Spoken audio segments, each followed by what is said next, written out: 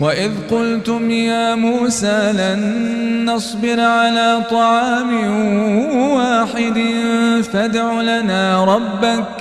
فادع لنا ربك يخرج لنا مما تنبت الأرض من بقلها وقثائها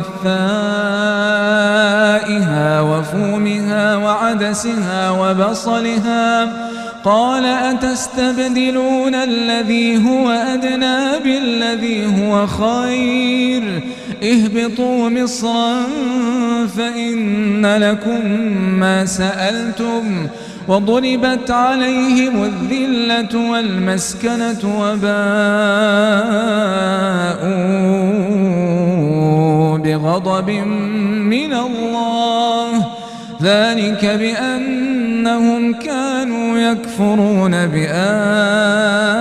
الله ويقتلون النبيين بغير الحق ذلك بما عصوا وكانوا يعتدون